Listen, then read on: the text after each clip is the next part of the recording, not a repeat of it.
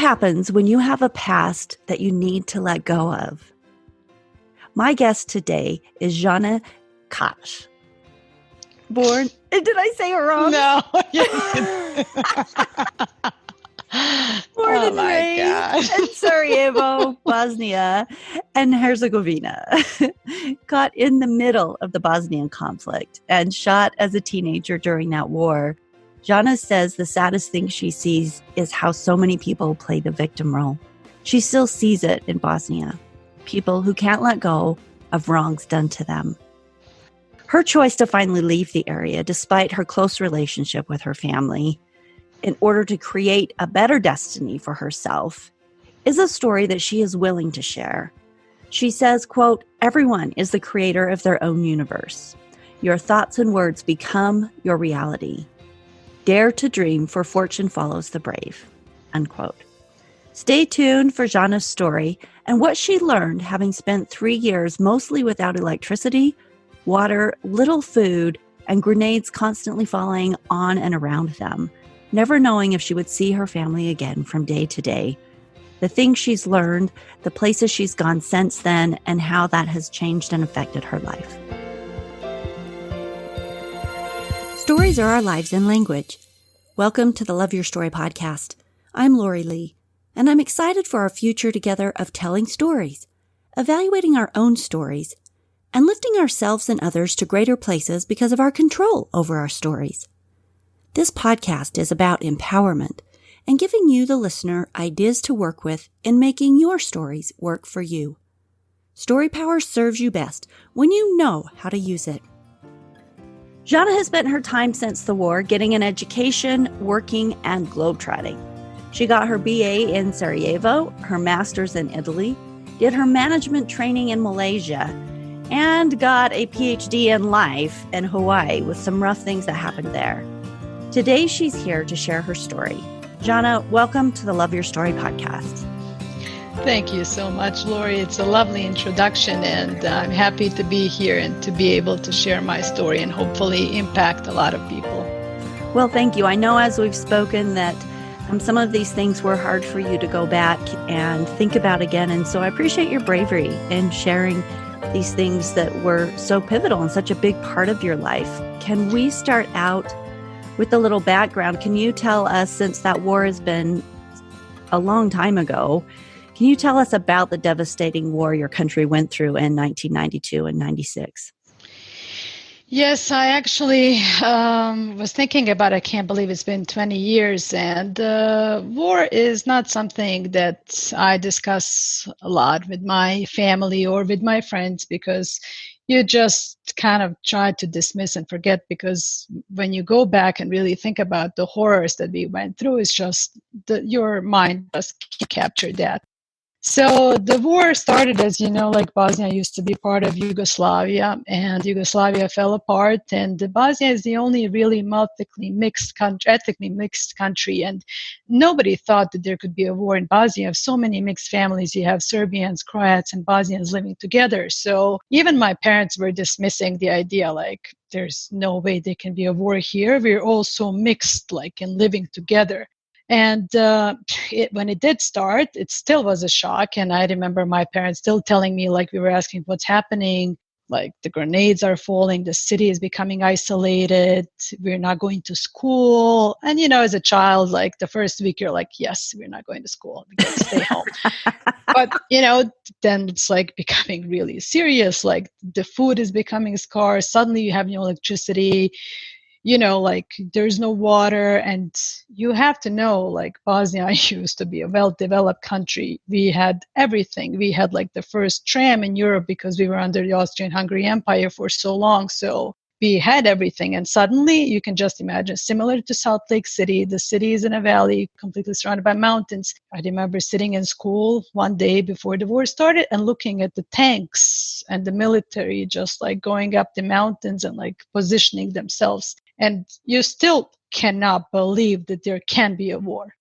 But then it did start, and it was the longest siege. Like Sarajevo, my city, was under siege for almost 1,500 days. And I don't know if you can imagine just having 300 grenades on average fall in the city every day. And I think, remembering back, the worst was the silence, because if you hear grenades, you hear them falling, like if you hear the sound of grenade coming and you're just anticipating where it's going to fall, and it falls, and it's like relief it didn't hit your house or where you are. But the silence of not knowing when the next grenade would fall, and just every day hearing of all the people, like grenade fell, killed 50, killed 100, shooting at hospitals. It was so insane that we could not believe what was happening. But then suddenly, it lasted for almost 4 years. It just becomes your reality. And it just seems like it's the life you live, and people are trying to live a normal life.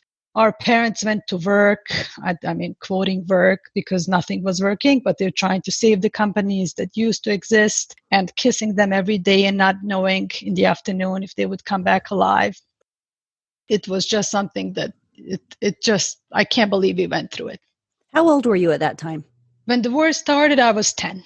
So it was from 10 until 14. And now when I think back, I think I'm so lucky that I was a child, because you could still play and escape the reality.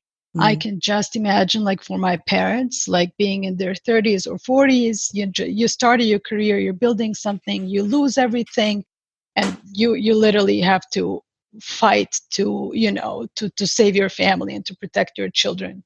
It's just like, I can't even imagine being older and having to deal with that reality. Right, the pressures. Yeah, especially because it was our army that turns against its people. So in order to save the city, you had civilians to go and fight the army. So it was like brothers and fathers or husbands, even wives who went and tried, like there wasn't like a munition, or we didn't have the capability, so you were fighting with whatever you could find. So I'm just lucky that I was a child. I can see that. I hadn't really thought about that when we first started the conversation, but I can see that would make a big difference, because you have different concerns, different people. You're not worrying about protecting other people necessarily. Yes. As a child, you're just thinking, like, even if, luckily for me, we live in a house and we had a basement. So a lot of neighbors, when the grenades would start falling, will come to our house and hide with us in the basement, because it was the safest place. And as a child, like, you're in the basement, you have your little corner, you still get to play and kind of escape the reality. And you have to know, like, you don't know, who's winning. Are they getting inside the city? Like, I remember our parents told us, if they come inside the city, that we're going to kill ourselves. It's better off than for them to capture us and to torture us, because, tens of thousands of women were raped, and all the horror stories from the concentration camps. So even as a child, knowing that, kind of like making peace with it, that you might die. Were you able to do that as a child, to make peace with the idea of potentially killing yourself? Yes, I now that I think about it, I don't know how, but yes, it was because I have heard the horror stories of what they have done to people they have captured. It just seems the logical choice. Wow. So what are the primary events you do remember being a child there during the war, and the things that happened to you? Well, really, the day when I was shot, I remember it so clearly. And at that time, I was 13. And, we were going regularly to school. And one of our professors, who was teaching one of the classes, she was moving to work in a school that was closer to her house, as it was too dangerous for her to commute back and forth every day. And that day, it was like truths, which means like there will be no shooting. They agreed there will be no shooting. So we asked our parents if we can go and visit that teacher, just to say goodbye and to thank her for everything, for teaching our class. So 30 of us from the same class, we went to visit her. And it was a different part of Sarajevo. Being a child, we never went to that part alone as a group of students. You don't even know, the area. So we went there, and on the way back, we kind of divided in groups. Everybody was visiting maybe a grandma that lives there, some uncles or whatever. So I ended up walking through the main street, going back home with 4 other guy friends from my class. And since we didn't know the area, we didn't know at that time that literally we chose the most dangerous path home, because as again, you have to imagine Sarajevo is in a valley, so all the Serbs forces are on the mountains, and they're shooting at the civilians. You have a lot of snipers in between the buildings where they can see any civilians moving. So we decided to go through the main area, literally Main Street, which is like mostly open. There, you are running in between buildings. We were still running because you never know. It is the truth, but it's not like they followed the agreements. Right. So we heard, it was just literally before a more safer area. We heard that there was some shootings before and some trams, inside some trams. And I was telling them, I have a really bad feeling and I have a really strong intuition. And I've been working on connecting with my intuition in the past couple of years.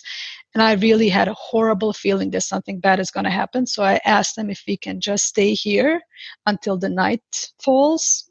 And one of the friends who actually was shot told me, whatever is meant to be is meant to be. He started running and we all started following him. And I heard gunshots from like behind. And since I was running, I felt my leg explode. And I fell on the ground. And at that point, I wasn't even aware that I was screaming, but it was just a state of shock. And two of my other friends, the one who said, whatever is meant to be is meant to be, he was shot in his stomach and he was pronounced clinically dead twice while we were in the operating room. And actually, all his organs were destroyed in his stomach because it's a bullet much bigger than a small sniper bullet. It's and the other friend was shot in the leg, same like me. I was shot in my knee. And I was actually really lucky that the bullet didn't destroy any of the nerves. And I did sports my entire life. And I'm just lucky that they didn't have to amputate my leg. Wow, absolutely. Was that common that the Serbs would shoot children? Yes. So they would shoot all the civilians living there, especially 15,000 children were shot during the war, and more than 1,500 were killed during the war just in Sarajevo. So they did not care who they were shooting at. And it was very obvious that we were children. And actually, CNN was at the right time at the right place. So they filmed the whole scene of us running, being shot, even transported to the hospital. I even have scenes in the hospital. And that's really interesting, isn't it? It's on YouTube. Wow. Yeah. So how did those things affect who you became? Well, did it increase your fear of what was going on over there? What happened next? But you're a child. So at that point I was 13. So it's actually but you just saw a friend die, and so he was clinically dead. So they revived him. They came in the room, in the operating room, to tell us he's dead. But it was like, no, he's alive. He was clinically dead twice, but they managed to revive him. And we stayed in touch. And I told you this before the interview. I actually found out that he died 6 months ago. So that was really hard because he suffered. They managed they moved him to France to have surgeries and everything. But he just had a lot of complications. And so you see, he did live. But yes, he unfortunately passed away 6 months ago. So I remember my mom, when she walked in the hospital, when she heard that I was shot, that was probably one of the toughest moments. And I mean, I can just imagine how it was for her, to come and see you're trying to protect your children, and then having to see them being shot, and to have it on TV. It's actually one of the most popular videos. Whenever they talk about the war, it's one of the most common videos that they show. So wow. Yes. So how did it affect you and who you became? Well, you definitely don't take anything for granted, and everything is, from family, being alive and being healthy is definitely the number one thing that's important, and that you cherish, and it puts things in perspective of what's definitely what's important and what's not important. That's the most important thing for me. So you talked about how there was a space, obviously, that a huge injustice, the things you went through, the things you saw, the thing being shot. How did you put that behind you and not stay in a victim space? Well, as soon as I was shot, that was October 94, so the war ended in 95. Actually, my parents were already trying to get me and my sister out of Sarajevo. They didn't want to leave, and my dad was working for George Soros at that time, and he had strong connections. So they managed to pull me and my sister out after the shooting. So we left Sarajevo January 95, and we went with my mom, who brought us to US, and we stayed in a host family, and my mom then returned to Sarajevo. And during that time, that year that I spent in US, I was living in Maryland. I spent more time on TV, visiting universities, visiting high schools to talk about the war and what was happening.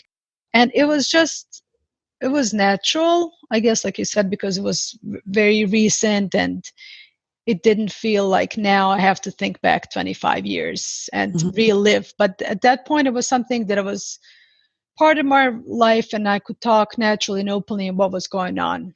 And I had so many interviews, so many like TV, shows, and even Peter Jennings. I did 101 with Peter Jennings to talk about the war. So I guess, I don't know if that helped, but I did spend a lot of time reflecting during that year. I bet it did. I'm sure almost like a therapy, being able to get it out and share your frustration and pain and experience. But I think you're 14, so you're really not aware of what was really going on, because if you look back, it's just unbelievable what we went through. It just becomes like the reality that you have to live with. I think time had to pass for you to really become aware of what we actually lived through. What's the hardest thing you've had to do then, either mentally or physically, through all of this? Well, I think the year in the States was harder than the war because, the telephone lines were not working. So we were not able to talk to our parents every day, and just not knowing if they're alive. And you're living your life, you're staying with these host families, you're living this like American dream. You're on TV. I'm so popular. People literally stop me, ask for autograms, and, and you don't know if your parents are alive. And that's the only thing that's important. How often did you get to talk to them? It was sporadical and random. I mean, they did, try to stay in touch, but it just depends, So what would you redo in your life if you had a do-over? Well, that is a tough question. And I made peace with every chapter of my life, and a lot of them have not been easy. But the only thing that I would change is I was working for University of Sarajevo for 2 years, and I was bullied from a colleague for a year. And I wished I had stepped away and walked away because I had 2 other jobs. It's not like I needed the money, but we were raised a way to tolerate. It's like, keep your head high, tolerate, because again, we survived the war and we tolerate a lot of stuff. So I wish I had walked away, and because it did in the end affect my health, and I have now thyroid problems because I was quiet and not speaking my truth. That is literally the only thing, is just love yourself, to walk away from things that don't serve you and that hurt you, and to know that you deserve better. Well, and I think that goes back a little bit to what you were saying earlier about that you learn to appreciate what's important and what's not important. And what's important is not to spend whatever amount of lifetime that you have in spaces that are negative or degrading or difficult. You don't have to do that. Yes, neither in, professional environment or in personal relationship. And that also links to Hawaii. As I told you, my PhD in life, I lived in Qatar. I was working as a consultant, and I had these amazing work and life conditions. I lived in a 5-star hotel, was really paid well, and just was living the dream. But I fell in love, and it was a U.S. soldier, and he was being transferred to Hawaii. And I decided to leave everything and marry him and move to Hawaii. But it was the toughest year of my life, because for me, marriage and relationship was something different than it was with him. And when I realized that this is really not serving me and not the life that I want to live, I literally divorced him and left Hawaii in 6 days. But it was a year of suffering and working really hard to make it work. So I think looking back, the proudest moment is that I really was able to do everything for love, meaning leave the job that I really loved and had amazing, work conditions, salary, the whole package, and leave a marriage that wasn't working to save myself and to know my worth and what I want out of life. That shows a great deal of strength, that when you come up into those situations, to have the strength and the courage to be able to transition out of them for something that you want. In the first place, like you say, you leave something good for love because you feel like that will be something that will be good for you. And then when you realize that that's not healthy for you, then you make the change to move out of that. And those are life changes that take courage and strength to be able to do them, because they are filled with the unknown. Yeah, especially because most of us, like when I think of marriage and how I was raised and looking at my parents and what marriage is, hard work. You have to make it work. Like I never even thought about divorce. Like divorce was never in my mind that I would be like divorcing anybody. Like you make it work. You work hard, but you have to have two people to want to make a marriage work. So it wasn't an easy decision because I grew up thinking, once you marry, that's it for life, and it's your partner for life. So there was a lot of growing up to do with a lot of shifts in values and. And so when you and I were discussing all of this, you said that you had learned enough from those experiences that it was worth sharing to help give other people perspective and thought. Can you share with me, with the audience, the main things that you've learned and that you want them to be able to take from these experiences? Well, I think everything goes back to how important it is to be kind to yourself and learning to love yourself and to follow your intuition and follow your dreams, and also not to live in the past. Like we can link it to the war.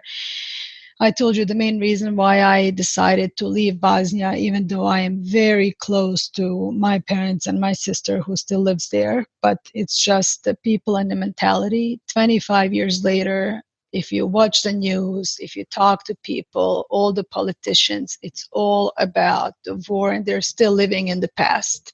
And for me, it's about the present and creating the future, and try to surround yourself with positive people who are creating and working towards something better. So that was the biggest takeaway that I wanted to share. Which is beautiful advice, and something that we talk about a lot here on the podcast, about reframing your stories, the past things that have happened to you that are holding you back.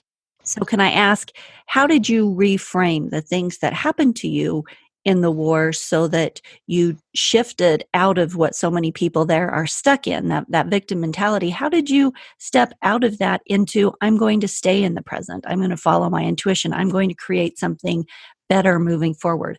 Did you have to reframe and find the positive things or meaning out of the things that happened to you? What did you do to make that shift?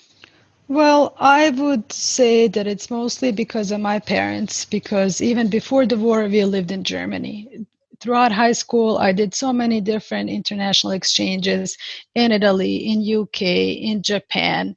I also studied in the US besides studying in Bosnia. So all this global experience and the global mindset that they actually made possible with all these exchanges differentiated me from rest of my peers in high school and university and most of the mentality in my country. So I think the more you see and the more exposure to diversity you have in life is going to help you have the growth mindset that allows you to step away from a certain mentality and lifestyle.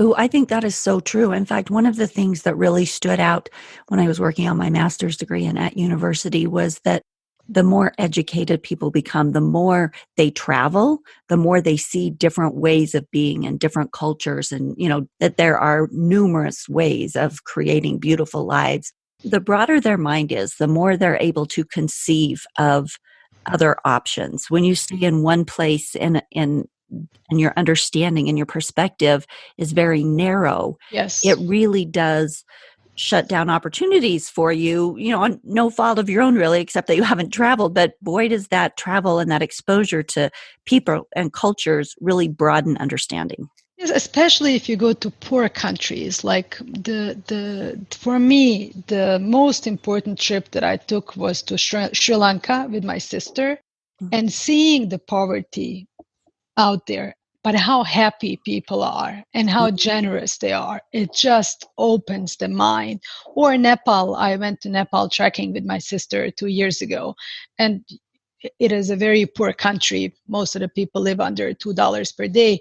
But if you see how happy again and generous and how rich their lives are, it just puts things into perspective. Well, just to be able to see, often we have to have, I won't even say often, almost always, we have to have examples of how to do things. That's why we tell stories, because we need examples of how something has been done so we know how to do that moving forward. And so when you can see somebody or people in general be happy without money, it's like, oh, that American mindset that we've grown up with, that, you need money to be happy. You need things, you need stuff, you need access to all of that. There is a different way than that. Yes. Wow. Yes, and especially like I have been moving so many times in the last 10 years that I do not attach to any material things. And it's definitely minimalism. And I only purchase what I need. And life is so light and free without having like material things that you need to possess. Oh, I like that. I really like that so much, because I recently just did a podcast episode on challenge number 2 in my book, Life Living Intentional and Fearless Every Day. And that challenge is to declutter, to start letting go of things, to start getting rid of that, because particularly here in America, we accumulate a lot of stuff. And then once our houses are filled, we buy storage sheds and fill them up. Yes, and for me, that immediately gives me anxiety, because right? if you live in clutter, it's mental clutter as well. Absolutely. When you free up your house and you get rid of stuff you don't need, you feel lighter and you have Absolutely. so more space to bring in new things to your life. I love that, because I absolutely believe it and have seen it work over and over, and love helping the people, my audience, understand those concepts and do the same things in their life. So thanks for bringing that point up. Yes, it's a part of Japanese mentality and lifestyle. And my mom worked for the Japanese embassy for 18 years, so it's something that's very close to my household and our way of living and thinking. It sounds wonderfully healthy and delicious. Yes. Well, Djana, thank you so much for your courage in sharing and reliving some of those things that you've gone through, the things that you've learned, and the way that you live now. I think it's really important, and it's why we talk about it so much, but the concept of being able to look at the things that have happened to you in your life and find meaning and purpose in them, particularly the difficult things, right? That they weren't just something to suffer through and be tortured with. It. There's actually, learning and growth that comes from it that helps us get through those tough moments in life, and there are plenty of those. And so we talk about that reframe of not staying in a victim space, and so appreciate your insights on how to do that. An example. Yes, I really hope it was helpful. Like in the end, the main message is that people should be really careful, because your thoughts do create your reality, and I have tons of examples to support that. So really envision your future and just be brave to follow your dreams. Amen, sister. Oh, I love that.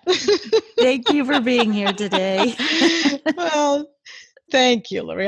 I really enjoyed talking to you. This was really a pleasant conversation. Yes, it was. Thank you. Do you have a story? Something that happened to you in your past that makes you feel like a victim, that still carries emotion for you, or fear, or anger, or frustration? Something that happened that you haven't been able to let go of. This is very common, because it's a process to work through the difficult things that happen to us. So you're not alone if that's the case. But if you need to reframe a story that is holding you back, please go back and listen to episodes 46 through 50 of the Love Your Story podcast, because I did 5 full episodes that explore the 5 steps of how to truly reframe a story so that you can find the meaning and the purpose in the experience instead of just the pain and the difficulty that was there. Did those for free so that you could follow those steps and take a look at and consider, do that internal work. The purpose for this is so that story, the event that happened to you, can support you in building a better life moving forward rather than holding you back because those emotional blocks that are still in place there. Now, there's also, if you want to take it a step further, there's also an online course that you can purchase on the website on loveyourstorypodcast.com, and it takes it just a step further. It's got those 5 steps, and it will have you listen to those podcasts, but then it's also got written work and things that you can do to help you reframe your stories. And the step past that, if you're still having a hard time and you're stuck, because often we are so embedded in the things that have happened to us, our perspective of it, and the negative interpretations, the pain, the emotion is such a, it's been on record, it's played over and over and over through the years, that sometimes reframing our stories proves a little difficult. If you need help with that, I am happy to coach you and give you perspective on that. So you can reach out to me at LoriJLee@msn.com. In the subject line, just put reframing my story, and we can take it to that final step of actually helping you to do that.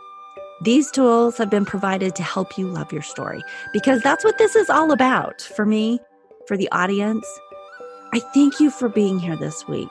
Share this episode with one other person who would find value in this story. It makes the world better to share the love in these episodes, the inspiration and the empowerment that we get from these wonderful people that I have a chance to interview. Thank you for being here, and we'll see you in 2 weeks for the next episode of the Love Your Story podcast.